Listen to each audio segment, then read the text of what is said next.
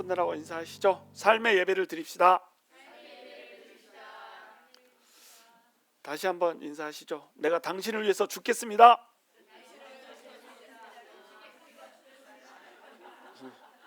내가 당신이 미워 죽겠습니다. 이러면 안 되고 당신을 위해 죽겠습니다. 이렇게 돼야죠. 오늘은 하나님께서 기뻐하시는 예배라고 하는 제목으로 히브리서 13장 8절에서 17절 나누기 원합니다. 오늘 끝나고 다음 주가 되면은 이제 히브리서가 끝납니다. 긴 길을 걸어왔죠. 근데 참 너무나도 신기한 게 히브리서하고 우리 레위기 민수기가 만났다는 거. 우리 그냥 구속사를 했고 히브리서를 했는데 이게 중간에서 딱 만났잖아요. 그러면서 야, 히브리서가 없었으면 우리가 어쩔 뻔했나. 히브리서가 없었으면 레위기하고 민수기가 오늘날처럼 이렇게 우리한테 의미 있게 다가오지 못했을 거예요. 히브리서가 있기 때문에 레위기하고 민수기가 그처럼 의미 있게 생동감 있게 우리한테 다가오게 된 겁니다. 그러니까 히브리서는 너무너무 감사한 책이죠. 감격스러운 책입니다. 하여튼 이런 책을 여러분과 함께 나누게 돼가지고 너무 기쁜 한 1년 했나요? 기쁜 1년이었고 이 안에서 우리가 정말로 삶의 예배자로 사는 그런 은혜가 있었으면 좋겠어요. 자, 히브리서 12장 끝에서는 우리 인간을 두 부류의 인간으로 나눴습니다. 어떤 인간으로 나눴냐면 시온에서 태어난 자와 또 시내산에서 태어난 자 두 부류로 나눴죠. 시내산에서 태어난 자는 그 율법의 행위로 자기의 행위를 통하여서 거룩해질 수 있다라고 믿는 거예요. 시내산에서 난 자들은. 그러니까 율법의 행위를 지키려고 하는데 못 지키니까 어때요? 하나님의 임재를 두려워하고 하나님을 항상 무서워했던 그런 존재들이 시내산에서 난 자입니다. 그런데 시온산에서 난 자는 어떻다고요? 잔치가 벌어지고 감격이 있는 그런 존재들이 시온산에서 난 자라고 그랬죠. 그래서 시내산에서 난 자들이 율법을 통해서 자기 의를 이루려고 했다가 실패해가지고 우리 예수님께서 와서 죽어주심으로 시온산에서 난 자를 만들어줬는데 시험과 시련이 오니까 그만 시내산으로 돌아가려고 하는 거예요. 그 좋은 감격이 있는 시온산을 버리고 하나님을 두려워해야 되는 시내산으로 다시 돌아가려고 하는 겁니다. 그러니까 너네는 시온산에서 난 자인데 어떻게 그 감격을 버려두고 시내산으로 돌아가려고 하냐. 시내산으로 돌아가면 중보자였던 모세도 두려워서 떨린다고 얘기했던 곳이다. 그곳으로 절대 돌아가면 안 돼. 이렇게 얘기를 해준 겁니다. 그리고 이제 13장으로 돌아오면은 그렇게 감격 있는 시온산을 선물로 받은 자들, 시온산에서 태어난 자들은 어떻게 살아야 되는가라고 하는 것을 얘기를 해준 거예요. 그래서 세 가지 사랑해야 될 것과 두 가지 사랑해야 되지 말아야 될 것을 얘기해 준다고 그랬죠. 자, 세 가지 사랑해야 될 것 시작.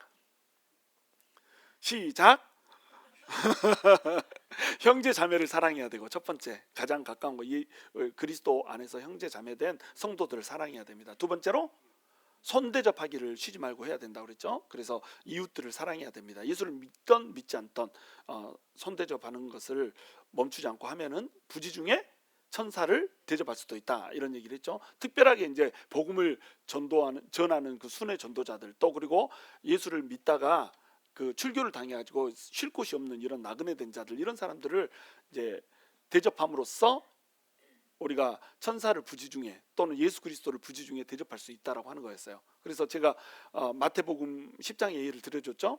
선지자를 대접하는 자는 선지자의 상을 받을 것이고, 또 의인을 대접하는 자는 의인의 상을 받을 것이고, 제자들 중에 그 소자들 중에 아주 작은 자 한 사람에게 물 한 그릇이라도 대접해주고 밥 한 공기라도 대접해주면 결코 상을 잃지 아니하리라. 이게 마태복음에 나온다고 그랬죠.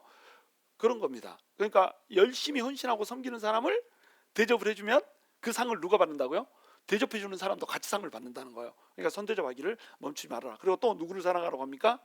특별하게 갇힌 자, 그 다음에 묶인 자, 핍박받는 자, 환난받은 자, 이런 사람들을 도와주라고 이렇게 얘기합니다. 왜냐하면 나도 그렇게 될 수 있다는 거예요. 예수 믿다가 갇힐 수 있고요, 예수 믿다가 묶일 수 있고, 이러기 때문에 나도 그럴 수 있기 때문에 언제나 그런 사람들을 돌봐주면 내가 그렇게 됐을 때 사람들이 나를 돌봐준다. 이런 걸 우리가 적용하면 어떻게 되겠어요? 뭐 어떤 사람이 아파 있다, 어떤 사람이 뭐 또는 곤란한 상황에 있다, 나도 언젠가는 그렇게 될 수 있다는 겁니다. 그런 사람들이 있으면 얼른 달려가서 도와주라고 이렇게 했죠. 그리고 두 가지 사랑하지 말아야 될 것을 얘기했습니다. 두 가지 사랑해야 되지 말아야 될 것은 뭐죠? 자, 첫 번째, 침소를 더럽히는 거. 그러니까 내 육체의 정욕을 따라서 사는 것을 금했습니다. 사랑하지 말라고 그랬어요. 내 육체의 정욕을 사랑하지 말아라. 그다음에 두 번째는 돈을 사랑하지 말아라. 탐욕을 사랑하지 말아라. 이렇게 되는 거죠. 두 가지를 사랑하지 말아야 됩니다. 자, 이렇게 산다는 것이 쉬워요, 어려워요? 어렵습니다. 이렇게 살 수 없습니다. 사실은 우리가 나 아닌 다른 사람을 사랑한다는 것 자체가 힘듭니다. 그리고 특별히 이 핍박을 받고 있는 상황 속에서는 그것이 더 힘듭니다. 그러니까 뭘 의지를 하는 거죠? 예수님을 의지를 하는 거예요. 우리는 그냥 누군가를 가서 사랑해주고, 누군가를 손님이 지나가고 나그네가 지나가고 그렇게 하면 손님을 대접하고, 이런 것이 뭐가 될 수가 있어요? 율법의 행위가 될 수 있다는 겁니다. 사랑하라고 하니까 내가 내 마음속에 사랑도 없는데 사랑을 해주려고 막 시도를 하면 이게 또 다른 뭐가 돼버리는 거예요? 또 다른 율법이 돼버리는 거예요. 그렇지 않나요? 구약 시대에도 레위기에 보면은 내 이웃을 내 몸과 같이 사랑하라 나와요, 안 나와요? 나오죠. 근데 그건 율법이었단 말이에요. 율법으로 사랑하려고 막 예를 써서 사랑을 합니다. 그런데 사랑이 돼요, 안 돼요? 진심으로 사랑은 하지 않고 사랑하는 척을 하는 겁니다. 그러니까 우리가 손대접하는 척을 하고 사랑하는 척을 하고 갇힌 자와 묶인 자를 진심으로 위해서 일하는 척을 할 수는 있단 말이에요. 그런데 그것이 진심이 아니어버리면 이게 뭐예요? 또 다른 율법주의가 돼버린다는 거예요. 또 다른 율법이 돼버린다는 겁니다. 그러니까 이것을 어떻게 하라고요? 예수 그리스도의 언약의 말씀을 붙들고 하라고 그럽니다. 그래서 사람이 나를 어떻게 하랴, 이 시편 말씀을 인용해 줬죠. 사람이 나한테 아무것도 할 수 없고, 어려운 상황이 나한테 아무것도 할 수 없고, 그냥 하나님이 모든 것을 주관하고 계시기 때문에 그 어떤 어려운 상황 속에서도, 핍박 속에서도, 시련 속에서도, 유혹 속에서도 예수 그리스도, 나랑 함께 하시고 나에게 언약의 말씀을 주신 그 예수 그리스도를 붙들면 이것을 할 수 있다는 거예요. 그러니까 은혜 안에서 은혜를 받아야지 이걸 할 수 있다는 겁니다. 은혜가 없으면 할 수 있다, 없다? 없다는 거예요. 은혜 없이 사랑을 하는 척은 할 수 있습니다. 그러니까 우리가 이렇게 은혜라고 하는 것을 성령 충만으로 이제 우리가 본다면은 등경 위에다가 이 등을 놔두잖아요. 등경 위에다 등을 놔두면 이것이 세상을 밝히잖아요. 그런데 요 등 안에 기름이 없으면 어떻게 됩니까? 끄르름만 생겨. 불을 태우면 태울수록 나도 힘들고 옆에 주변도 힘들고, 나는 사랑한다고 열심히 몸을 갈아서 사랑을 해주는데 주변 사람이 알아, 사랑이 아니네, 힘드네, 이렇게 된단 말이에요. 그러니까 뭐가 넘쳐야 돼요? 기름이 넘쳐야 됩니다. 이 기름이 뭐예요? 하나님께서 부어주시는 은혜란 말이죠. 성령 충만이란 말이죠. 그러니까 내가 성령 충만하여져서 은혜가 찰찰찰찰 넘치면은 사랑을 하지 말라고 해도 사랑이 된다라고 하는 겁니다. 그것을 누가 했어요? 7절에 보시면 하나님의 말씀을 너희에게 일러주고 너희를 인도하던 자들을 생각하며 그들의 행실의 결말을 주의하여 보고 그들의 믿음을 본받으라, 이렇게 돼 있죠. 하나님의 말씀을 전해주던 그 사역자들, 이 사람들은 과거의 사역자들이잖아요. 열심히 하나님의 말씀을 전해주던 사도들, 그 다음에 뭐 선교사들, 이런 사람들이 어떻게 했습니까?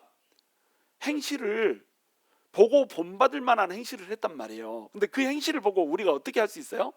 그 행실을 따라서 할 수 있다는 겁니다. 그러면 뭐가 된다는 거예요? 우리가 짝퉁이 돼버릴 수도 있다는 거예요. 그러니까 그 행실을 뭐라고 그러죠? 자, 7절에 보시면 생각하며 그들의 행실의 결말을 주의하여 보라고 그랬죠. 그런데 본받기는 뭘 본받으라고 그래요? 그들의 믿음을 본받으라고 한 겁니다. 그들의 행실을 본받으라고 한 게 아니에요. 그들의 행동을 그대로 본받아서 그대로 하려고 노력하라고 한 게 아니라 뭘 본받으라고요? 믿음을 본받으라고. 그러니까 뭐가 그들의 행실을 유도했습니까? 믿음이라고 하는 것이 그들의 행실을 유도했다는 거예요. 믿음이라고 하는 건 뭡니까? 예수 그리스도를 붙드는 거잖아요. 예수 그리스도만 바라보는 거잖아요. 이 믿음을 통해서 뭐가 흘러내려옵니까? 은혜도 흘러내려오고 성령 충만도 흘러내려오고 이러는 거잖아요. 예수님을 바라보는 그 믿음, 예수님만 소망하는 그 눈, 그것을 통해서 뭐가 흘러내려오냐면 은혜가 흘러내려오는 겁니다. 그러면 그 은혜가 넘칠 때 뭐가 나오는 거예요? 행실이 나오는 거예요. 그걸 누가 했다는 거예요? 믿음의 선배들이 있다는 겁니다. 수많은 믿음의 선배들 주를 위해 살았죠. 그러니까 믿음의 선배들 막 있잖아요. 그 사람들이 어떻게 했습니까? 하나님의 나라를 위해서 막 죽었습니다. 그리고 영혼들을 위해서 자기 목숨을 막 던졌습니다. 그리고 손대접하기 위해서 자기도 없는데 막 콩조가리 나누고요. 뭐 바나바 같은 사람은 자기 전 재산 털어서 없는 사람들 다 나눠 쓰라고 같이 이렇게 해버렸고요. 그런 믿음의 선배들이 있습니다. 우리들도 믿음의 선배들을 유심히 잘 그 행실을 봐야 됩니다.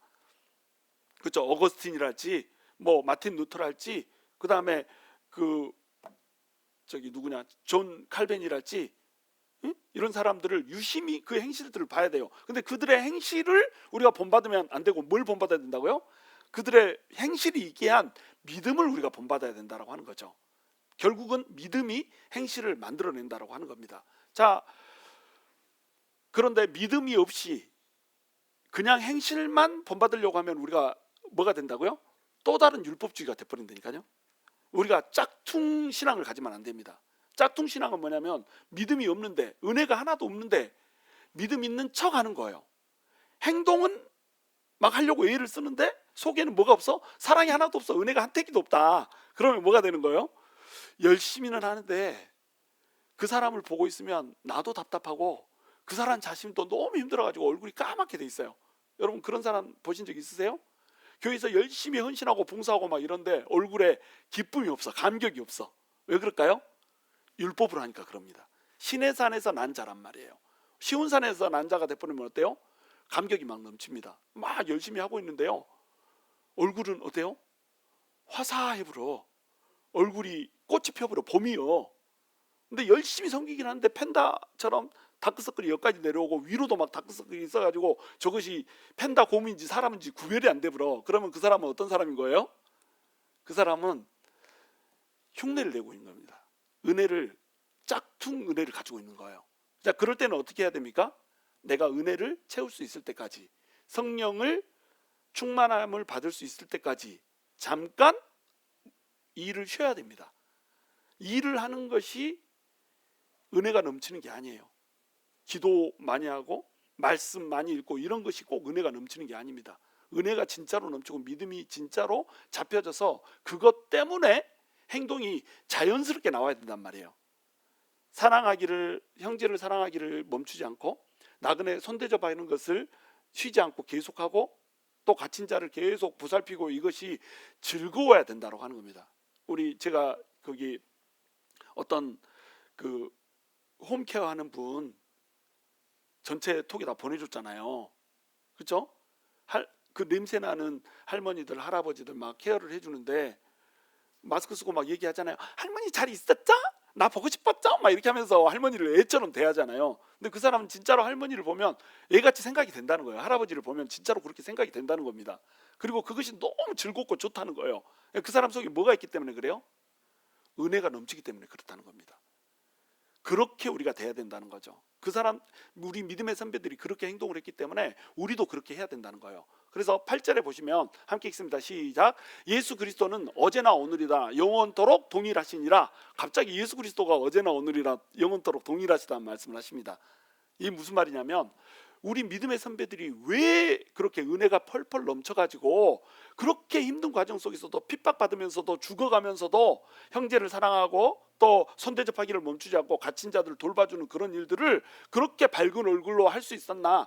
왜 그렇게 죽어가면서도 그들은 은혜 있게, 예를 들어서 스데반 같은 경우에 돌로 쳐서 죽이는데 돌에 맞아 죽으면서 마지막 죽는 순간에도 어떻게 했습니까? 천사의 얼굴 같았다 이렇게 하잖아요. 그 믿음의 선배들은 어떻게 그렇게 살 수 있었나?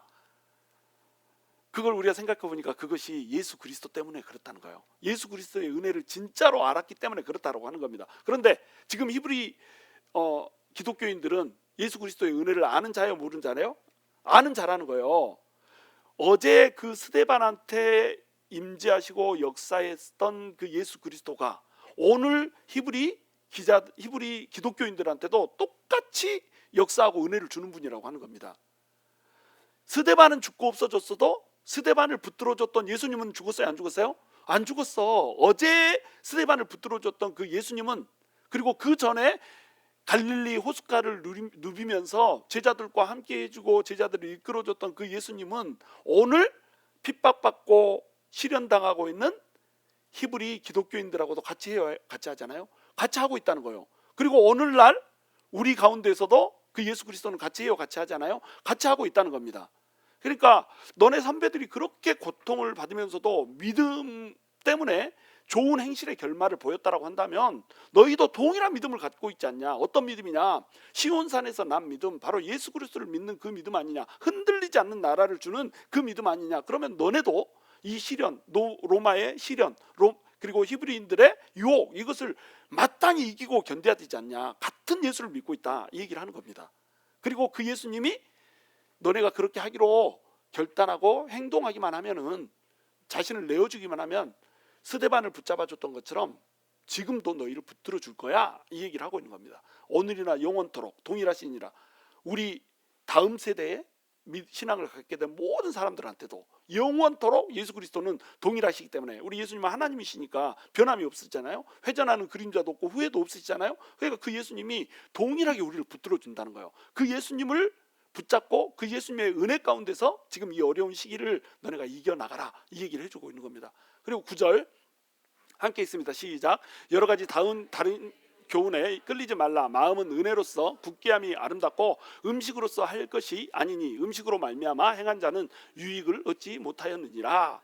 자, 이제 기독교인들한테 막 핍박이 임하니까 이들이 유대교로 돌아가고 싶었어요. 유대교로 돌아가면 뭐가 있습니까? 음식 규정이 있잖아요. 그 칼라마리 먹지 말아라, 오징어 먹지 말아라, 곰장어 먹지 말아라, 돼지고기 먹지 말아라, 선짓국 먹지 말아라, 먹지 말라는 게 투성이야. 그런데 예수 그리스도 안에서 그것들이 자유로워져 버렸단 말이에요. 근데 다시 음식 규정으로 돌아갔다는 겁니다. 근데 음식이 너네를 강하게 하냐 이거죠. 너네가 오징어 안 먹고 칼라마리 안 먹고 대신에 광어 먹고 돈 먹으니까 너네가 강해지냐 이거죠. 강해집니까? 선짓국 안 먹으면 강해져요? 선짓국 대신에 도가니 먹으면 강해집니까? 안 강해진단 말이에요. 그럼 우리를 강하게 하는 건 뭐예요? 은혜라는 겁니다. 은혜. 여기 보시면은 마음은 은혜로서 굳게함이 아름답고 이렇게 됐죠. 마음은, 우리 마음을 뭐가 강하게 하냐면 은혜가 강하게 한다는 거예요. 그러니까 믿음, 예수 그리스도를 믿는 그 믿음 가지고 예수님을 끝까지 붙들면은 예수님이 우리한테 뭘 부어줘요? 은혜라고 하는 것을 부어줍니다. 그러면 이 은혜가 우리의 마음을 강하게 해가지고 이것 때문에 세상을 이겨낼 수 있는 힘을 우리가 갖는다는 거예요. 근데 은혜에는 관심이 없고 뭐에만 관심이 있습니까? 어떤 음식을 먹어야지 깨끗한지, 어떤 음식을 먹어야 정결한지, 순 비본질적인 것에만 관심이 있다는 거예요. 여러분, 교회는 우리가 뭐하러 나오는 것입니까? 교회를 나오는 목적, 은혜 받으러 나오는, 그렇죠. 하나님 만나러 나옵니다. 하나님은 뭐 하려고 만납니까? 하나님이 부어주시는 은혜를 받으려고 나오는 겁니다. 그러니까 우리는 뭐 지난 시간에도 지지난 시간에도 계속 이게 반복되지만, 교회에 나오면 교회에서 우리가 가장 집중해서 해야 되는 게 뭐냐면 은혜 받는 거, 이것을 해야 됩니다. 은혜를 못 받고는 나는 돌아갈 수 없습니다. 이게 있어야 돼요. 다른 건 다 놓쳐도 돼요. 다른 건 진짜로 아무 필요가 없습니다. 뭐만 있으면 돼요? 이 은혜가 있어야 되는 거예요. 은혜가. 광 목사가 말씀을 못 전해도 나는 은혜를 받아보려갔다. 그래가지고 어떻게 하든지 은혜를 추구해야 됩니다. 은혜에 갈급해가지고 주님 은혜가 아니면, 주님의 은혜를 주님께서 부어줄 것이 아니면 나는 이 자리를 떠날 수 없습니다. 이런 결단이 있어야 된다니까요. 은혜 받기 전에는 나는 이곳을 나갈 수가 없습니다. 주님, 내가 여기서 살다가 직장에도 안 가고 그래서 굶어 죽기를 바라시면 은혜 주지 마십시오, 막 이렇게 하면서 은혜를 갈구를 해야 되는 거예요. 그것이 우리의 첫 번째 목적이고 유일한 목적이 돼야 됩니다. 은혜를 못 받으면요 아무것도 할 수가 없어요. 마음은 어떻게 강해지냐? 은혜를 받는 걸로 강해집니다. 이 은혜가 우리의 목적지예요. 이 은혜를 받아야지 세상 가운데 가서 손대접도 할 수 있고 사랑도 할 수 있고 또 뭣도 할 수 있다고요? 갇힌 자들을 보살펴 줄 수도 있고, 음행을 하지 않고 침소를 더럽히지 않을 수도 있고요, 돈을 사랑하지 않고 이 돈을 가지고 오히려 없는 사람들을 도와주는 이런 일을 할 수 있다는 겁니다. 근데 이 은혜를 못 받으면 어때요? 돈밖에 몰라. 내 육신의 정욕밖에 몰라. 어떻게 하면은 저기 이쁜 여자하고 한번 자볼까 막 이런 생각만 하고, 여자들도 어떻게 하면 저 본부장 같은 남자하고 한번 안겨볼까 이런 생각만 하고, 은혜가 없으면 그렇게 된다니까요. 세상 사람들이 왜 그렇게 혼잡하고 난잡하게 사는지 아십니까? 은혜가 없으니까 그래요. 여러분, 무당들이 서로 전부 다 몸을 섞은 사이랬잖아요. 글쎄, 그냥 한 다리만 건너면 무당들은 이 사람하고 잤는데 저 사람하고도 자고 막 이렇게 한다는 거예요. 왜 그래요?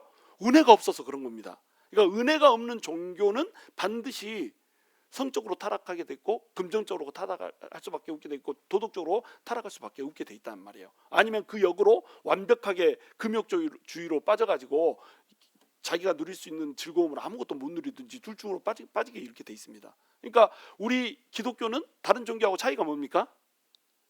은혜가 있다는 거. 은혜는 뭡니까? 하늘에서 우리한테 부어주는 favor예요. favor. 은혜라고 하는 것은 뭐냐면 높은 곳에서 낮은 곳으로 부어주는 그 총애입니다. 총애. 받을 만한 자격이 없는 자한테 야 내가 보기엔 너 너무 이쁘다야 그래가지고 부어줘 버린 거예요. 실상 보면 이쁘지도 않아. 우리가 뭐가 이뻐요? 자기가 이쁘다고 생각하는 사람도 있지만 우리는 우리 영을 보면 우리 영혼은 이쁘지 않습니다. 사실은. 근데 우리 하나님은 우리를 어떻게 생각해 버려요? 너무 보석같이 이쁘다고 생각해 버려요. 하나님 눈이 멀었다. 사랑에 눈이 멀어버렸어요. 하나님, 우리 예수님이 이 땅 가운데 내려올 때 멍에를 하나 지고 내려온다고 그랬죠? 어떤 멍에를 지고 내려온다고 했습니까? 사랑의 멍에를 지고 내려오는 거예요.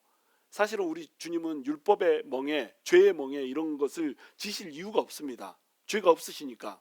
율법을 창시하신 율법의 창시자이기 때문에 율법에도 저촉이 되지 않아요. 율법을 만드신 분이 어떻게 율법에 저촉이 됩니까? 그러니까는 우리 주님은 율법의 멍에를 질 필요가 없었어요. 그런데 우리를 사랑한다라고 하는 그 사랑의 멍에 때문에, 그 무게 때문에 이 땅 가운데 인간으로 오셔가지고 우리 인간들이 져야 될 율법의 멍에, 죄의 멍에를 같이 져버렸잖아요. 그게 우리 예수님의 사랑입니다. 그러니까 우리 예수님을 우리가 그렇게 존귀하게 여기는 거 아니에요. 우리를 그렇게 사랑해 주셨으니까 그 은혜를 우리가 받아야 된다는 거예요.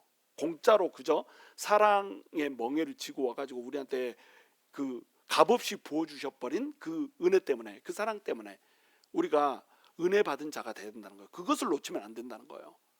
자, 그래서 음식으로 말미암아 행한 자는 아무런 유익을 얻지 못한다. 10절, 우리에게 제단이 있는데 장막에서 섬기는 자들은 그 제단 안에서 먹을 권한이 없나니 이는 죄를 위한 짐승의 피는 대제사장이 가지고 성소에 들어가고 그 육체는 영문 밖에서 불사름이라. 여러분, 이건 내 얘기를 알지 못하면 히브리서를 알 수가 없어요. 근데 히브리서가 없으면 내 얘기를 제대로 해석할 수가 없습니다. 서로 보충이 되는데 우리가 내 얘기 민수기 다 공부했잖아요. 그리고 지금 새벽 말씀 안 들으셨죠? 째려볼 거야. 새벽 말씀을 들으신 분은 이 말씀이 뭔 말인지 딱 이해가 될 거예요. 그죠? 자, 우리에게 제단이 하나 있다는 거예요. 그런데 우리에게는 누가 우리에게입니까? 자, 유대교에 속한 사람들이 우리입니까? 아니면 예수를 믿는 사람이 우리입니까? 예수 믿는 사람이 우리예요. 우리한테 제단이 있대요. 여러분 제단 있어요?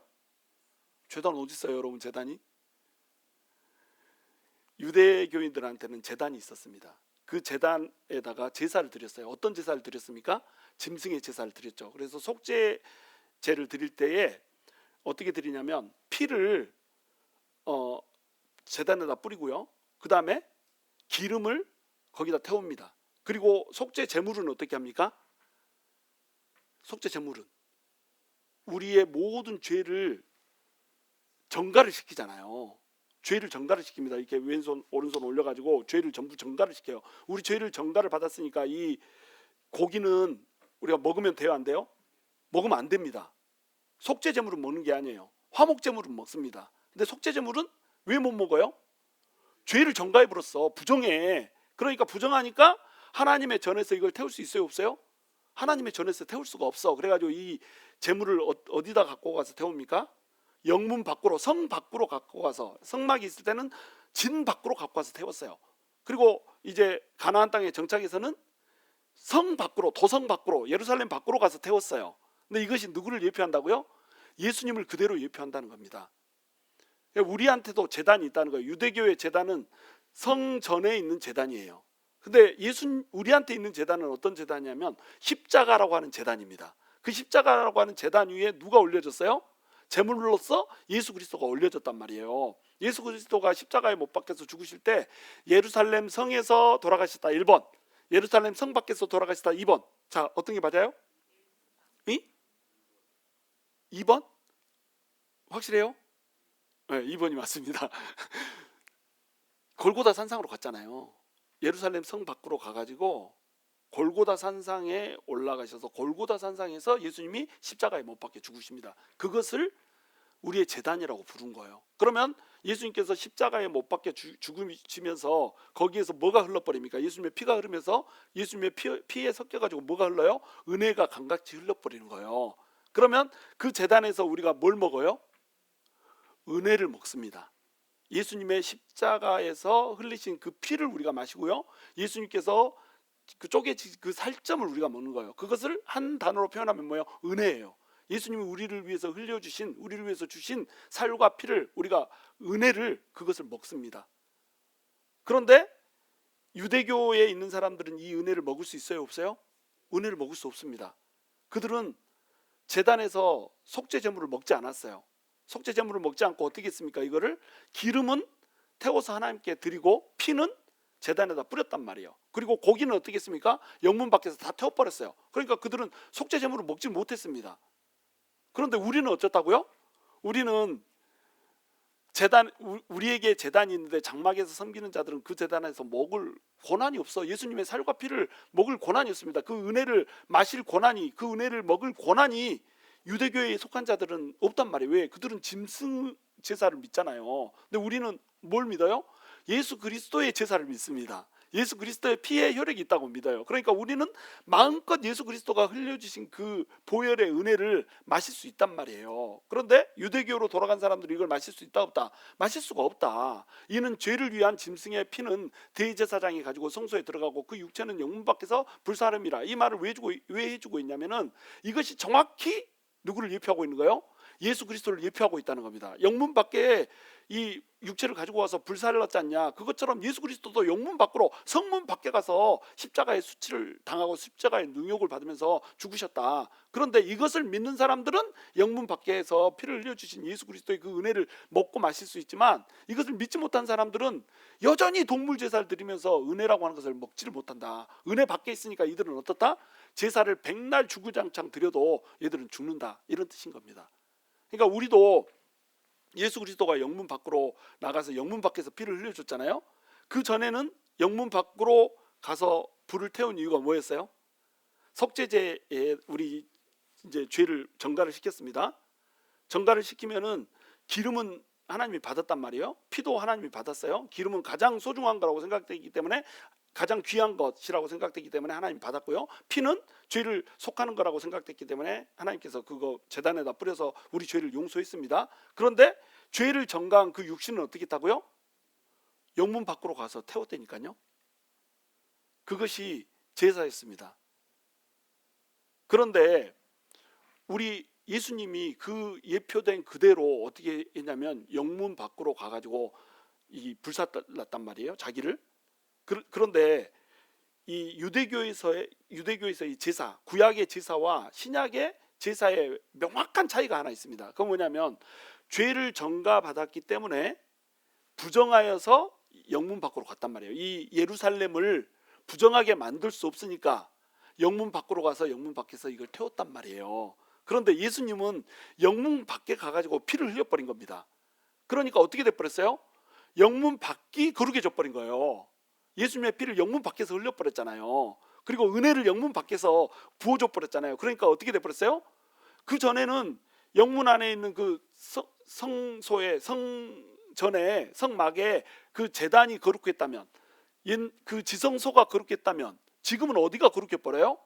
영문 밖이 거룩해져 버린 거예요. 예수 그리스도의 피가 흘려진 그 모든 곳, 그 피를 믿는 모든 곳이 다 거룩해져 버린 겁니다. 그리고 이 성전에 있는 지성소는 어때요? 오히려 부정해져 버린 거예요. 예수 그리스도의 피가 없으니까, 짐승의 피만 있으니까.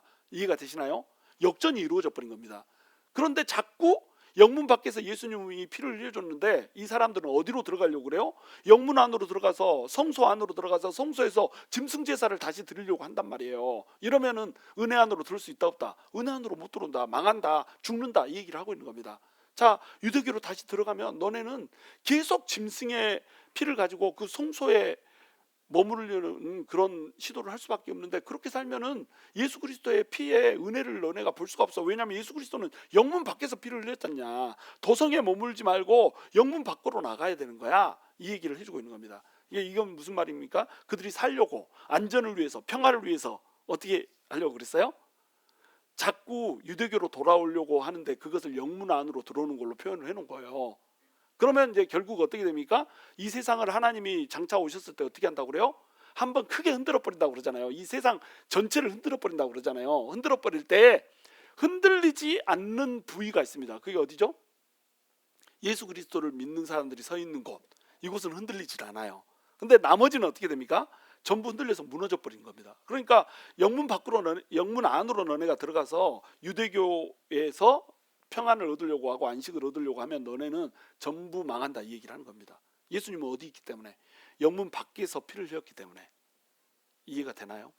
이해가 돼야 되는데. 12절 자 함께 있습니다. 시작. 그러므로 예수도 자기 피로써 백성을 거룩하게 하려고 성문 밖에서 고난을 받으셨느니라. 그런즉 우리도 그의 치욕을 짊어지고 영문 밖으로 그에게 나아가자. 이렇게 얘기하고 있습니다. 자, 이 사람들은 치욕을 받기를 싫어했어요. 우리 예수님은 우리 죄를 속하고 우리를 구원하기 위해서 어떻게 했습니까? 십자가의 수치를 개의치 않으셨어요. 그러니까 히브리서 기자는 기독교인들에게 뭘 요구합니까? 너네도 예수 그리스도가 십자가를 개의치 않은 것처럼 십자가의 수치를 개의치 말아야 된다. 십자가를 너네도 져야 된다. 이 얘기를 하고 있는 겁니다. 근데 십자가를 지기 싫으니까 이들이 어떻게 한다고요?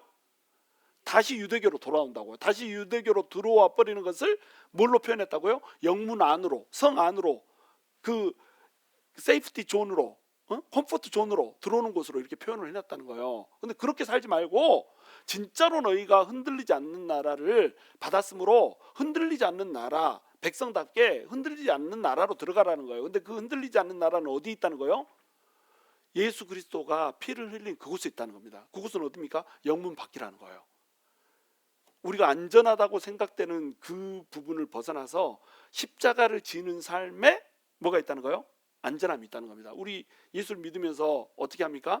어떻게 하면 편하게 살까? 어떻게 하면 돈 많이 벌고 살까? 어떻게 하면 번영하며 살까? 어떻게 하면 좀 더 안전하게 살까? 이것을 추구하면서 살잖아요. 세상을 추구하면서 삽니다. 그 세상을 추구하는 삶이 어떤 삶이라고요? 영문 안으로 자꾸 들어오는 삶이라니까요. 그 나라는 안전해요, 안전하지 않아요? 안전하지 않습니다. 모든 것을 잃어버릴 겁니다.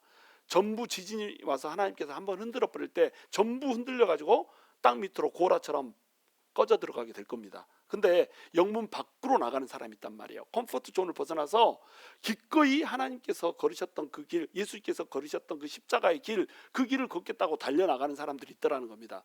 영문 밖으로 달려나가서 예수 그리스도가 졌던 십자가를 나도 지고 걸어가겠습니다 라고 하는 사람들이 있더라는 거예요. 그런 사람들은 어떻게 된다는 거예요? 그런 사람들은 흔들리지 않는 날을 받는다는 겁니다. 그런 사람들만이 살아남게 된다고 하는 겁니다. 그 얘기를 지금 하고 있어요. 그런즉 우리도 그의 치욕을 짊어지고 영문 밖으로 그에게 나아가자, 이렇게 얘기했잖아요. 그렇죠? 자, 우리가 여기에는 영구한 도성이 없으므로 장차 올 것을 찾나니 그러므로 우리는 예수로 말미암아 항상 찬송의 제사를 하나님께 드리자. 이는 그 이름을 증언하는 입술의 열매니라. 이렇게 얘기합니다. 우리가 여기에는 영구한 도성이 없으므로 장차 올 영구한 도성을 찾게 된단 말이에요. 구하고 있다는 겁니다. 그 영구한 도성이 뭡니까? 천국이죠. 하나님의 나라죠. 흔들리지 않는 나라죠. 근데 우리 예수를 믿지 않는 사람들은 어디에서 도성을 찾아요? 이 땅에서 도성을 찾는다는 겁니다. 어떻게 하면 잘 살지? 어떻게 하면 돈 많이 먹고 살지? 어떻게 하면 내가 내 육신을 짜릿하게 만족을 시키면서 살지? 어떻게 하면 내가 좀 더 나은 환경 속에서 살지? 어떻게 하면 내가 좀 더 편안하게 살지? 이런 것들을 고민하면서 예수를 떠나서 이렇게 다른 곳에서 만족을 찾더란 말이에요. 그러면 이것은 뭐라는 거예요? 영구한 도성을 찾는 게 아니라 이 땅에서의 예루살렘을 찾는 겁니다. 예루살렘의 뜻이 뭐죠? 평화의 도시잖아요. 이 땅에서 평화의 도성을 찾는다고 하는 겁니다. 근데 그 진짜 예루살렘, 정말로 평화의 도성은 어디에 있어요? 하늘에 있습니다. 새 예루살렘이 하늘에 있어요. 이 땅에서 예루살렘은 이름만 평화의 도성이지 전쟁이 제일 많은 데가 예루살렘이잖아요. 그것을 비유로 보여주고 있습니다. 이 땅에서의 예루살렘은 전쟁이 제일 많아. 나는 평화를 추구하고 이름도 평화의 도성 이렇게 이름을 지어버렸지만 실제로는 전쟁이 쉬지를 않아요. 안으로는 두려움이요 밖으로는 다툼인 것이 우리의 인생이더라는 거예요. 근데 이 인생은 안으로는 두려움이고 밖으로는 다툼인 인생은 어디에서 끝나는 거예요? 어디에서 종결되는 겁니까? 영원한 도성에서 종결되는 겁니다. 그러니까 우리는 어디를 찾아 나서야 돼요? 영원한 도성을 찾아서 나서야 된단 말이에요. 그러면 영원한 도성을 찾기 위해서 우리는 뭘 해야 되는가? 십자가를 지고 수치를 감당하는 예수님을 따라가는 삶을 사는데, 그걸 하기 위해서 뭘 해야 된다라고 설명해요. 그 다음에 예배를 드려야 되는 겁니다. 예배를. 근데 예배에 두 가지 예배가 있어요. 첫 번째 예배는 어떤 예배입니까? 찬송의 제사, 입술의 예배가 있습니다. 두 번째 예배는 어떤 예배가 있습니까? 오늘 찬양했는데 우리가 삶의 예배가 있습니다. 이 예배를 드리라는 거예요. 자, 너네가 예배를 드려라. 첫 번째 드려야 될 예배는 뭐냐면 입술의 예배다. 그리고 두 번째 드려야 되는 예배는 뭐냐? 삶의 예배다. 근데 입술의 예배는 뭐냐? 자, 15절. 그러므로 우리는 예수로 말미암아 항상 찬송의 제사를 하나님께 드리자. 이는 그 이름을 증언하는 입술의 열매니라. 우리가 찬송의 제사를 드린단 말이에요. 찬송의 제사 드리면 우리 찬양했잖아요. 찬양의 제사 드리며 성소로 들어갑니다. 이렇게 우리가 이 찬양했잖아요. 근데 이 찬송의 제사라고 하는 것은 진짜로 우리가 노래를 부르는 찬송도 포함될 수 있지만 그것만 얘기하는 게 아닙니다. 우리가 항상 감사하는 말을 입에다 붙이고 산다는 거예요. 근데 이 감사하는 말은 어쩔 때 나옵니까? 마음속에 감사가 가득할 때 나오는 겁니다. 유대교에서는 이것이 있을 수가 있었어요, 없었어요? 있기가 힘들었습니다. 왜냐하면 유대교에서는 은혜가 없었거든요. 내 공력과 내 행위만 있었거든요. 유대교의 그 율법의 행위들을 이루려고 애를 쓰면 애를 쓸수록 힘만 들어. 그런데 또 제대로 그 행위로 구원을 얻을 만큼 열매를 맺지는 못해. 그러니까 더 열심히 하다가 더 힘만 들어. 허리가 부러졌는데 열매는 없어. 이것이 유대교였단 말이에요. 이게 시내산에서 난 자입니다. 근데 우리는 어때요? 우리가 한 게 없어. 우리가 한 게 아무것도 없는 거예요. 근데 누가 해버렸어요? 예수님이 해버렸어. 그러니까 어때요? 마음속에 오메 나는 한 것이 없는데 예수님이 은혜를 그냥 위에서 부어줘 버렸고 내가 돼버렸네. 내 은총이 나한테 부어지니까 내 행위는 엉망진창인데도 나는 그냥 구원을 얻어버렸네. 감사해요, 안 해요? 감사해줘. 그러니까 이 예수 그리스도의 은혜를 받은 자의 예배는 결국 뭐가 있다고 그랬죠? 감격이 있다고 그랬습니다. 감격이 없는 예배는 예배를 실패했다 이렇게 보면 돼요. 그럼 감격은 언제 나오는 겁니까? 예수님의 은혜가 진짜로 내 안에 은혜로 느껴질 때 감격이 생기는 거예요. 그러면 내 입술에서 뭐가 나옵니까? 감사의 찬양이 나오는 거예요. 쉬지 않고 찬양이 나오는 겁니다. 자, 우리 교회가 지금 퍼밋을 못 받고 있잖아요. 아큐펀시 퍼밋을 우리가 신청하면 바로 나올 줄 알았어요. 그래서 신청을 했습니다. 그러면 신청을 하면은 한 달이면 나올 줄 알았는데 여기 이거 전 빌딩을 전부 다 스프링클러를 달라는 거예요. 그러면 이제 먼저 우리가 스프링클러를 달고 신청한 그것대로 이제 할 수가 있습니다. 근데 그러면 어떻게 되냐면 스프링클러를 다 달고 그 다음에 또 리모델링을 해야 되는 거예요. 그러면 일이 두 번 들어가잖아요. 그래서 우리는 이제 스프링클러를 전부 달고 리모델링까지 완성되게 이렇게 어플리케이션을 넣으려고 하는 겁니다. 그러니까 어플리케이션을 넣으려고 그렇게 넣으려고 하다 보니까 어때요? 시간이 많이 걸려. 그래서 디자인을 하느라고 시간이 많이 걸렸단 말이에요. 근데 우리가 3월 달에 이 일이 들어올 때 시에서는 이미 우리가 이 교회로 쓰고 있는 것을 알아요, 몰라요? 이미 알고 있습니다.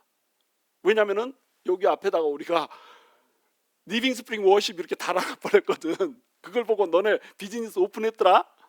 오픈했으면 얼른 등록해라? 이러고 우리한테 메일이 왔습니다. 그래서 3월 달에 우리가 비즈니스 등록을 하라는 그 메시지를 받고 4월 달에 이게 비즈니스 등록을 했단 말이에요. 등록을 했는데 등록이 마무리되는 건 언제예요? 아큐펀시 퍼밋이 나와야지 등록이 마무리가 됩니다. 등록은 지금 펜딩 상태. 그러면 시에서는 우리가 이 건물을 쓰고 있는 걸 알아요, 몰라요? 이미 알고 있어. 이미 알고 있는데 아직 퍼밋을 못 받았으니까 시에서는 우리한테 어떻게 하고 있어요? 묵인하고 있는 겁니다. 그래, 너네 쓰고 있지? 지금 진행 중이지? 그런데 이것이 길어지니까 이제 아무것도 안 하고 쓰네? 그래가지고 이번 주 수요일 날 소방관이 와가지고 막 문을 벙벙벙벙 두드리는 거예요. 그럼 문을 딱 열어줬더니 야, 너네 허가 없이 이거 건물 쓰고 있지? 막 이러는 거예요. 그래서 거기 우리가 성도가 많지는 않고 한 50명밖에 안 되는데 이게 쪼개서 들어가지고 사람이 많지 않아서 괜찮을 것 같은데 안 될까? 막 이랬더니 안 된다는 거예요. 그래가지고 당장 스탑해야 된다는 거야. 그래가지고 내가 이제 지문이 없어지고 막 빌었죠. 이렇게 하면서 그 그레이스를 좀 주면 안 되겠냐? 우리 상황이 열심히 우리가 이렇게 어플라이하고 지금 이게 스프링클러 우리가 신청했는데 너네가 스프링클러 넣었으면 안 된다고 그래가지고 우리가 그거 하느라고 지금 시간이 걸려서 이런데 지금까지 이게 봐줬듯이 좀 더 봐주면 안 되겠냐? 말 이렇게 했더니 그 보스한테 얘기해보고 결과 얘기해주겠다고 이렇게 하는 거예요. 자, 그러면은 그 얘기를 딱 듣고 막 진행하는데 그 건축하다가 어떤 목사님이 심정지가 올 뻔했다는 간증을 하는데 그게 무슨 뜻인지 이해가 되더니까 내가 심장이 정지된 것 같으니까 혹시 이거 어떡하지 막 이렇게. 근데 잠시 딱 시간을 지나니까 어때요? 그동안 우리 3, 4, 5, 6, 7 5개월 동안 시에서 그냥 묵인해줘서 봐줘가지고 우리 예배 드렸잖아요. 너무 그게 감사한 거예요. 그러니까 감격스러운 겁니다. 5개월 동안 그냥 지나갔구나 이렇게. 그리고 이 사람이 당장 그만 써라 이렇게 얘기를 했는데 내가 이렇게 지문이 없어지게 조금 빌었더니 당장 그만 써라가 아니라 보스한테 얘기해볼게 이렇게 얘기하더라는 거예요. 그러니까 아직 여지가 있네. 응? 아직 좀 이렇게 어플라이 할 때까지는 버틸 수 있겠네. 그러니까 또 어때요? 너무도 감사한 거예요. 그래가지고 아따 감사하다 이렇게 하는데 또 불안하잖아요. 그래서 내가 성도님들한테 비밀로 하려다가 이거 기도해야 되겠어. 그래가지고 성도님들한테 이제 공유를 같이 한 거예요. 그리고 올려놓고 딱 보니까는 나 혼자 하던 기도들을 성도님들이 다 같이 하게 생긴 거야. 글쎄 기도로 이걸 돌파하게 생긴 거예요. 그러니까 어때요? 기도에 불이 붙게 생겼네. 감사해요 안 해요? 너무 감사한 겁니다. 찬양의 제사 드리며 상황은 안 좋은데 뭐가 있어요? 감사가 넘쳐버리더라니까. 왜? 이것이 우리에게 주신 은혜니까. 주님을 믿는다라고 하는 거, 이것은 우리 안에 감격이 넘치게 하는 겁니다. 상황과 조건에 상관이 없어요. 그냥 주님의 은혜가 우리한테 딱 와 닿아버리면요, 그냥 감격이 넘칩니다. 당장 뭐 보고가 이렇게 나올 수도 있습니다. 그 보스가 너네 이제 못 써. 그러면 우리가 몇 달 동안 못 쓰게 되는 거예요? 이 리모델링이 한 4개월 정도 우리가 걸린다고 생각을 하고 있거든요. 전부 신청하고 이제 끝내는 것까지 4개월 동안 못 씁니다. 그러면 4개월 동안 주님이 어떻게 하시겠지? 우리 예수님이 어쩌다고요? 어제나 오늘이나 영원토록 동일하다니까요. 로마의 핍박 속에서도 그리스도인들을 지켜줬고 그리스도인들이 이 신앙을 지킬 수 있도록 이겨주신 그 예수님이 어제 역사했다면 오늘 우리한테도 역사하는 겁니다. 그리고 내일도 역사하셔서 우리가 예수님을 붙잡고만 있으면, 예수님을 바라보고만 있으면은 우리 입술에서 찬양의 향기가 끝나지 않게, 찬양의 제사가 끝나지 않게 계속 올라가게 해주는 거예요. 이게 예수를 믿는 매력이고 맛이라니까요. 그러니까는 내가 그렇게 지금 심정지가 올 상황에서도 심정이 어때요? 무지하게 잘 뛰어. 너무 잘 뛰어. 밤에도 잠을 너무 잘 자. 잠이 안 오면은 그 말씀 준비하는 시간만 막 길어지고 막 이럴 텐데 잠을 너무 잘 자버려. 뭐라고요? 3초면 자. 하나, 둘, 셋. 예수 그리스도 안에 있는 행복이고 은혜고 감격입니다. 이렇게 살라는 거예요. 항상 찬송의 제사를 하나님께 드리자. 이는 그 이름을 증언하는 입술의 열매니라. 예수 그리스도 이름이 얼마나 아름답습니까? 우리한테 얼마나 큰 은혜를 줬어요? 세상에 이제 제사를 안 드려도 된다네. 한 번의 제사로 끝나버렸다네. 이제 하나님을 두려워하지 않아도 된다네. 하나님이 임재하면 그냥 감격하여서 기뻐하고 광란의 파티가 열리쳐도 큰 잔치가 있다네. 얼마나 기뻐요? 그렇죠. 그러니까 그런 훌륭한 일을 해주신 그 이름을 증언하는 입술의 열매가 우리 가운데 찬양의 제사로 막 나온다는 겁니다. 감사해서 하나님을 찬양하는 그 입술의 열매들이 우리 입술에서 막 나온다는 거예요. 그렇게 사시기 바랍니다. 만사가 감사해야 됩니다. 이 사람 좀 힘들게 하는 사람 있으면 이 사람 때문에 내가 성화가 돼서 감사합니다. 좀 힘든 일이 있으면 아따 하나님의 영광을 보게 됐군요. 감사합니다. 저도 뭐 지금 우리 교회 예배를 못 드리는 상황이 올 수도 있잖아요. 이런 상황 속에서 하나님 일하실까요? 안 하실까요? 하시죠. 어떻게 또 하나님이 일할까를 기대하니까 또 심장이 벌렁벌렁. 계속 하나님을 기대하다 보면 심장이 벌렁벌렁해져가지고 심장병 걸려버려. 우리 다 심장병 환자요. 계속 심장이 벌렁거린다. 이것이 예수를 믿는 자의 특권입니다. 특권. 이것을 항상 하라는 거예요. 힘든 상황 속에서도, 이 힘든 상황 속에서 예수 그리스도가 부어주는 은혜, 이 상황 속에서도 결국 흔들리지 않는 나라를 어제나 오늘이나 영원토록 동일하신 예수 그리스도가 여전히 우리한테 준다라고 하는 것, 붙들어 주신다라고 하는 것, 그 은혜 때문에 감격하는 그 감격이 우리의 입술에서 떠나지 않게 하라는 겁니다. 깊이 알라는 거예요, 그 은혜를. 자, 그렇게 하면은 이제 우리가 어떻게 살 수가 있습니까? 그 은혜가 우리한테 넘치면 우리가 삶의 예배를 드릴 수 있다는 겁니다. 이 삶의 예배는 흉내내는 게 아니에요. 믿음 있는 짝퉁 이 믿음 있는 척하는 짝퉁 신자가 되는 게 아니에요. 짝퉁 성도가 되는 게 아닙니다. 사랑이 안 되는데 억지로 사랑하고, 손대접이 안 되는데 억지로 손대접하고, 남들 하니까 따라서 억지로 갇힌 자들 도와주고, 하지 말라니까 율법적으로 억지로 정욕을 막 잠재우고, 하지 말라니까 막 돈이 너무너무 좋은데 돈을 사랑하지 않는 것처럼 감추고, 그러면서도 막 돈은 너무너무 좋아하고, 이렇게 하지 않게 된다는 거예요. 우리 안에 은혜가 넘치면. 우리 안에 은혜가 없으면 어떻게 된다는 겁니까? 가짜로 그런 척 하게 된다는 겁니다. 자, 그래서 다시 이제 얘기를 합니다. 다시. 자, 찬양의 입술로 찬양의 제사를 드리고 찬양의 예배를 드렸다면 삶 속에서도 똑같이 그런 예배를 드리라는 거예요. 그 예배가 어떤 예배입니까? 첫 번째, 오직 성은의 행함과 서로 나누어 주기를 잊지 말라. 뭐하고 똑같아요? 맨 처음에 1절하고 똑같잖아요. 서로 형제 사랑하기를 쉬지 말라, 손대접하기를 계속하라. 막 그 1절 2절의 말씀 그대로 반복하고 있잖아요. 우리 안에 은혜가 넘쳐버리면요, 서로 선을 행하게 됩니다. 서로 나누어 주기를 잊지 않게 됩니다. 근데 이것을 은혜가 넘쳐도 잊을 수 있어요, 없어요? 너무 삶이 힘들다 보면 잊을 수 있습니다. 그런데 잊지 말라 이렇게 명령을 함으로써 이것을 각인을 시켜주는 거예요. 아, 나는 시온산에서 태어난 자지, 시온산에서 난 자니까 내가 은혜를 잊지 않고 이렇게 해줘야지. 이렇게 결단한다고 은혜가 없는 사람은 돼요, 안 돼요? 결단해도 안 됩니다. 하는 척은 할 수 있어. 근데 힘들어 죽습니다. 근데 은혜가 넘치는 사람은 어때요? 깜빡 잊었다가도 이것이 각인이 되면 하는데, 하는 것이 즐거워요, 힘들어요? 즐겁다는 거예요. 남을 위해서 막 이렇게 일을 해주는데 너무너무 즐겁다는 겁니다. 이번 주에 어떤 권사님이 저한테 물어봤어요. 그 목사한 거 후회하지 않습니까? 딱 이렇게 물어보는데 나는 후회를 한 적이 한 번도 없어요. 목사가 된 것을 영광스럽게 생각하고 너무너무 막 그 감격스러워합니다. 내가 목사가 안 됐으면 지금 이 정도 깊이까지 말씀이 내 눈에 들어왔을까? 막 이런 생각이 듭니다. 말씀이요, 보는 세계가 완전히 달라져 버렸다니까요. 여러분은 몰라, 나만 알아. 이걸 내 입술로 표현을 못하는 게 답답할 정도로 막 여기저기 말씀들이 짝을 이루어서 막 오는데요, 막 퍼즐 조각처럼 맞춰서 오는데요, 은혜도 이런 은혜가 없어. 막 미쳐버릴 지경이에요. 세상에 이런 은혜를 줬네. 그래가지고 이걸 딱 설명하려고 이제 이걸 확인해야 되잖아요. 그래서 찾아보잖아요. 그러면 어떤 누군가가 그 똑같은 은혜를 받았어. 나 혼자만 그렇게 생각한 줄 알았더니 논문에 누가 막 그렇게 써놓고 막 이랬어요. 왜, 어때요? 우리 예수님이 어제나 오늘이나 동일해가지고 모든 은혜를 추구하는 사람한테 그 동일한 깨달음을 준다니까요.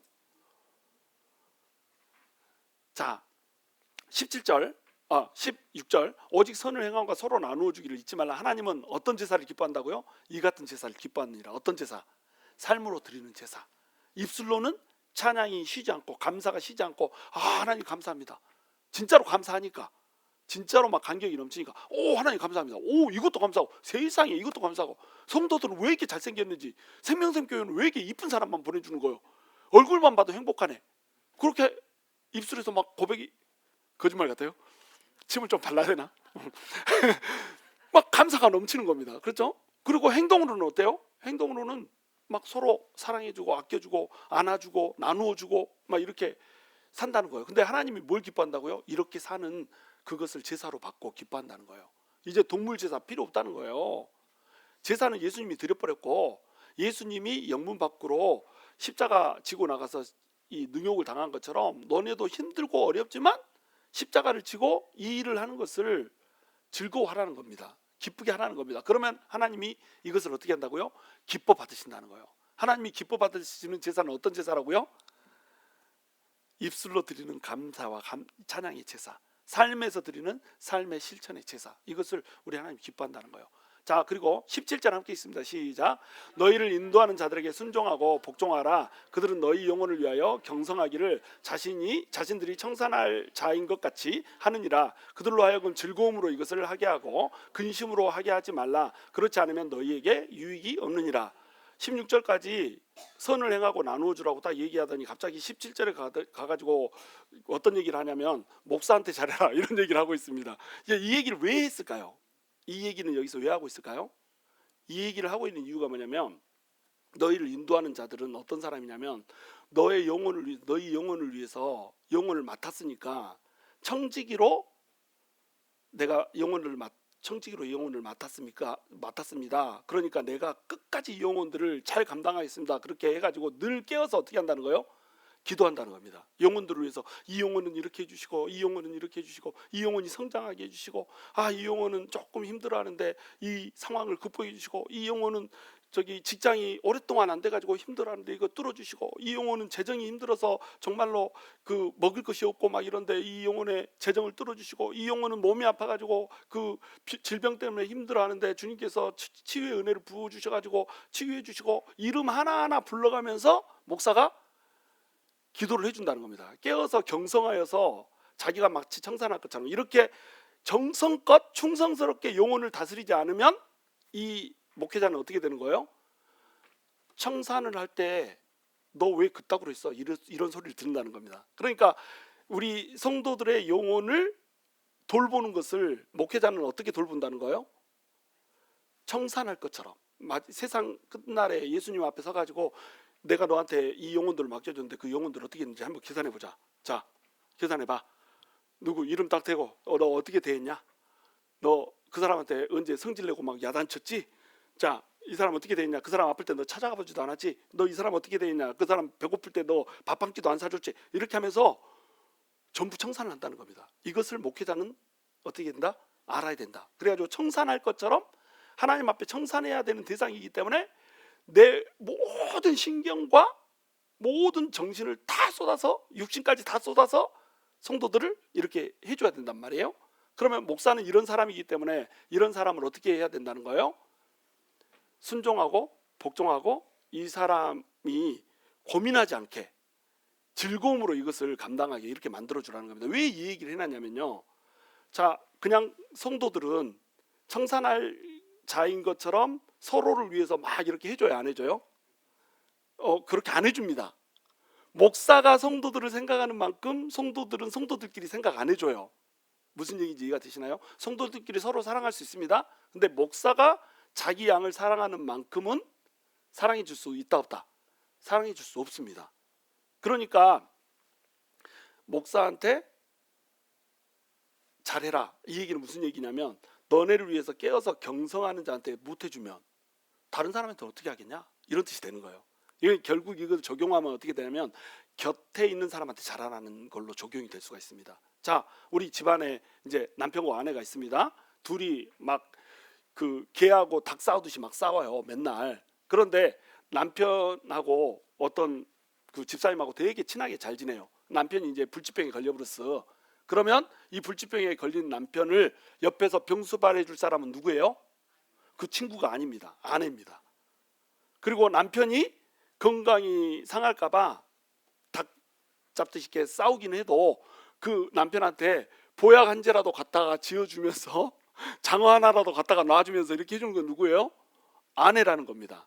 그러면 자기 곁에서 자기를 늘 생각해주는 사람한테, 늘 자기 몸을 헌신하는 사람한테 잘 못해주면 그러면은 자기하고 관계없는 사람한테는 얼마나 못해주겠냐 이 말이에요. 그 얘기를 하고 싶은 겁니다. 그러니까 견님한테 잘해주라는 얘기를 하고 있는 거예요. 그러니까 가장 대표적인 견님이 누구예요? 내 곁에 있는 목회자를 얘기하는 겁니다. 이 목회자는 너네를 위해서 늘 깨어서 기도하고 너네를 돌보느라고 늘 잠도 못 자고 고민하고 무슨 일이 있을 때마다 항상 먼저 달려가서 너네를 돌보고 무슨 일이 있을 때마다 항상 깨어서 기도하면서 가장 다른 사람들은 잘지 몰라도 목사는 자지 않고 너네 이름 불러가면서 기도하는 사람이다. 그러니까 이 사람한테 잘해라. 이 사람한테 잘해야, 그런 사람한테 잘해야 다른 형제들한테도 어떻게 할 수 있다? 잘할 수 있다. 이 얘기를 하는 겁니다. 이 맥락 이해가 되시나요? 자, 그래서 즐거움으로 이것을 하게 해주란 말이에요. 근심으로 하게 하지 말라. 그렇지 않으면 너에게 유익이 없느니라. 이제 이게 모세가 그 광야를 백성들을 이끌고 이제 가나안 땅으로 들어가잖아요. 근데 백성들이 하도 원망 불평을 해보니까 모세가 어떻게 얘기합니까? 하나님 나 죽여주세요 이렇게 얘기했잖아요. 하나님 왜 나를 이렇게 괴롭게 하십니까? 지금 당장 나를 데려가셔가지고 하나님 품으로 데려가 주십시오 이렇게 기도하잖아요. 그러니까 하나님이 이제 성경 충만 아니 저기 장로들 네가 좋아하는 장로들 70명 세워가지고 이 장로들을 같이 데리고 와라 이렇게 하니까 하나님이 어떻게 해주십니까? 이 장로들을 성령 충만하게 해줘 버리잖아요. 그리고 무슨 이렇게 사연이 있어가지고 못 나온 두 사람 이 두 사람한테도 못 나왔지만 성령을 보여줘 버리잖아요. 그래서 모세가 편하게 일할 수 있게 하나님이 이렇게 도와주신다는 거 하는 거죠. 자 그러면 모세는 왜 죽고 싶었을까요? 근심, 즐거움으로 하게 안 하고 근심으로 하게 백성들이 한 겁니다. 백성들이 계속 원망하고 불평하고 그러니까 모세가 그만 꼴딱 죽고 싶었어. 이렇게 만들지 말라는 거예요. 왜냐하면 너희를 위해서 경성에서 깨어서 계속 일하는 사람한테 이렇게 해버리면 그렇게 하지 않는 그냥 일반 성도들한테는 안 봐도 뻔하다 이 얘기를 하는 겁니다. 내 옆에 있는 남편한테 잘해주지 않으면 살 섞지 않은 다른 사람한테는 안 봐도 뻔하다 이 얘기를 하는 겁니다. 내 자식한테 막 잘해주지 않으면 내 피가 섞인 자식한테도 잘 못해준다고 한다면 피 한 방울 안 섞인 남한테는 어쩌겠냐 뻔하다 이 얘기를 하는 겁니다. 이해가 되시죠? 자 그래서 여러분 옆에 분들하고 인사하십시오. 우리 성도니까 더 잘하겠습니다. 여러분 내 눈에 보이는 성도입니다. 여러분한테 무슨 일이 생기면 예를 들어서 여러분 저기 사랑하는 사람이 떠나가지고 장례식을 드린다고 생각해 보세요. 그 장례식에 누가 찾아가요? 여기 있는 분들이 찾아갑니다. 저기 멕시코 선교지에서 비행기표 끊어가지고 여러분 장례식에 안 옵니다. 근데 여러분 모순이 뭔지 아세요?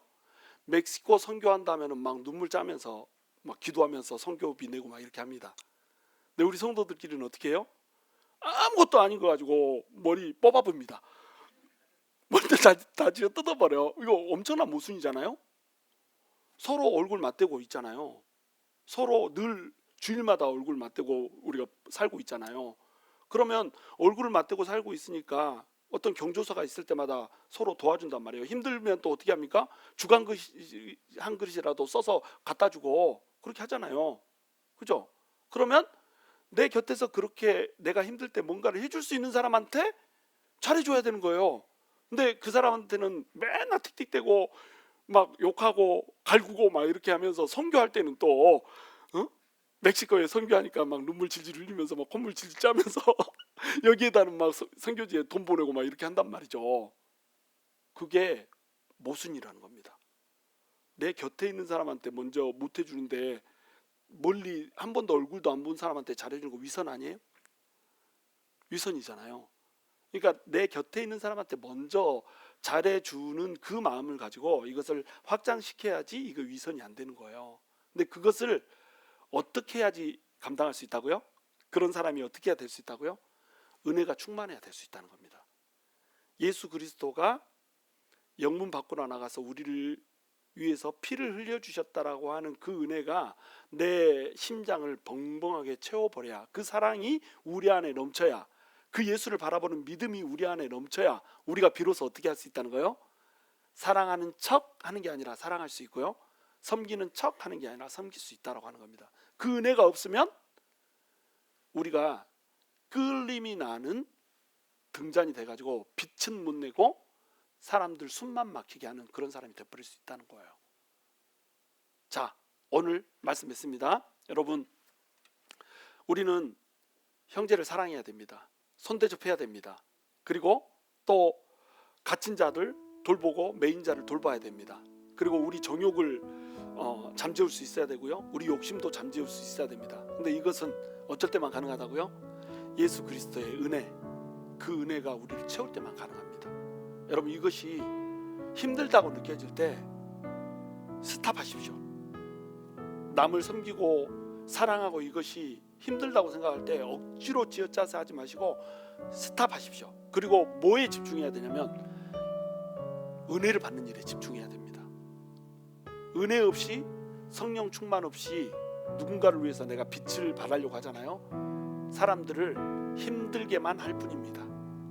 나도 행복하고 사람들도 행복하게 해주려면 우리 안에 뭐가 넘쳐야 되냐면 예수 그리스도의 그 은혜가 넘쳐야 되는 거예요. 예수 그리스도의 은혜가 넘치려면 어떻게 해야 될까요? 예수 그리스도가 십자가의 수치를 안고 능욕을 안고 영문 밖으로 갔듯이 우리도 이 컴포트 존에서 벗어나서 십자가를 지는 영문 밖으로 우리가 달려나가야 된다는 겁니다. 예수님이 하셨던 그 사랑을 우리도 똑같이 이 세상에 베풀겠노라고 하는 그 결단이 우리한테 있어야 되고요. 그 결단을 하고 그대로 걸어가기 위해서 우리는 반드시 은혜를 채워야 됩니다. 이 은혜가 채워질 때 우리는 뭘 할 수 있습니까? 진정한 예배를 드릴 수가 있는 거예요. 찬송의 예배를 드릴 수 있고요. 또 우리의 삶의 예배를 드릴 수 있다는 겁니다. 저와 여러분이 예수 그리스도의 은혜로 꽉 채워져서 우리 입술로 늘 감사하는 예배를 드릴 뿐만 아니라 우리의 삶의 행동으로 늘 사랑하고 아끼고 또 돌봐주고 선행하는 그러한 은혜가 있을 수 있게 되기를 주님의 이름으로 축원합니다.